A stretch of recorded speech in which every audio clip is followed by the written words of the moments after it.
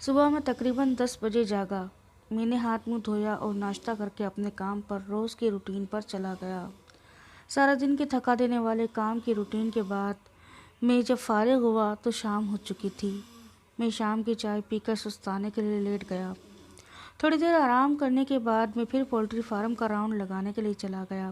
اب تقریباً رات ہو چکی تھی۔ میرا بدن تھکن سے چور ہو رہا تھا۔ میں نے تھوڑی دیر آرام کیا اور پھر رات کا کھانا کھا کر میں سو گیا۔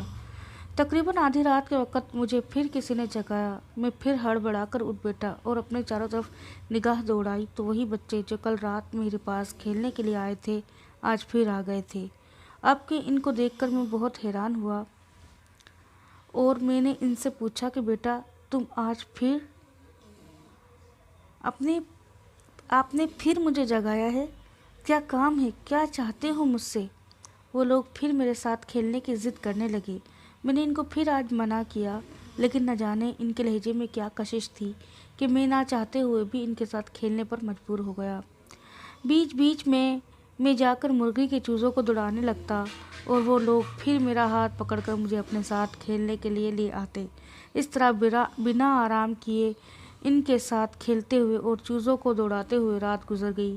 فجر کی اذان ہوئی تو وہ بچے بھی اپنے گھر جانے لگے اور میں بھی تھکن سے چور ہو گیا تھا، اس لیے میں نے فٹافٹ فجر کی نماز ادا کی اور میں سو گیا۔ آج صبح میں تھوڑی دیر سے جاگا۔ کل رات کی وجہ سے ابھی بھی میرا جسم درد سے ٹوٹ رہا تھا۔ میں بادل نخواستہ اٹھا اور اپنے لیے ناشتہ بنایا۔ آج مجھے بہت سستی ہو رہی تھی، بہرحال کام تو کرنا ہی تھا، اس لیے میں نے ناشتہ کیا اور پین کلر ٹیبلٹ کھائی اور اپنے کام کے لیے نکل گیا۔ سارا دن کام کرتا رہا اور ساتھ ہی ساتھ یہ بھی خیال میرے ذہن میں رہا کہ یہ بچے کون ہیں اور یہ اتنی رات کو کہاں سے آتے ہیں؟ کیا اب تک کوئی تقریب جاری ہے آس پاس کے گھروں میں جہاں سے یہ بچے آتے ہیں میرے پاس؟ یہ سوال میں اپنے آپ سے کرتا رہا۔ شام کو جب میں تھوڑی دیر آرام کرنے اور چائے پینے کی غرض سے بیٹھا تو میں نے سوچا کہ کیوں نہ پولٹری فارم سے باہر نکل کر آس پاس کے گھروں تک جا کر معائنہ کیا جائے کہ کیا واقعی وہاں پر کوئی تقریب وغیرہ ہوئی تھی۔ چائے پینے کے بعد میں یہ گتھی سلجھانے کے لیے پولٹری فارم سے باہر نکلا۔ آس پاس کے گھروں تک چکر لگائے لیکن وہاں کسی تقریب کا کوئی نام و نشان نہیں تھا اور نہ ہی وہاں بچوں کی موجودگی کا کوئی امکان تھا۔ مجھے یہ سوچ سوچ کر بہت الجھن ہو رہی تھی کہ آخر یہ بچے کون ہیں۔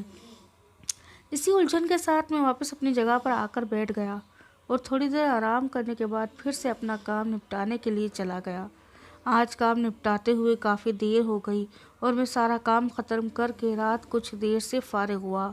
کام سے فارغ ہو کر میں نے کچھ دیر آرام کیا اور پھر کھانا کھا کر سو گیا۔ تقریباً آدھی رات کے وقت وہ بچے پھر نمودار ہوئے اور مجھے پھر جگانے لگے۔ میں اٹھ کر بیٹھ گیا اور ان سے پھر وہی سوال کیا کہ بیٹا آپ لوگ کون ہو اور مجھے کیوں ہر رات کھیلنے کے لیے جگاتے ہو؟ لیکن اس مرتبہ بھی انہوں نے مجھے کوئی جواب نہیں دیا اور کھیلنے کے لیے ضد کرتے رہے۔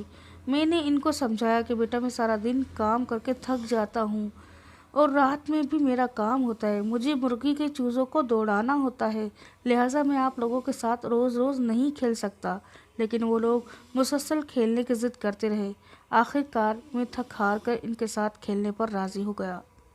لیکن مجھے یہ دیکھ کر شدید حیرانی ہوئی کہ پچھلے کچھ دنوں سے تو صرف بچے ہی آتے تھے لیکن اس مرتبہ ان کے ساتھ ایک نوجوان لڑکی بھی موجود تھی۔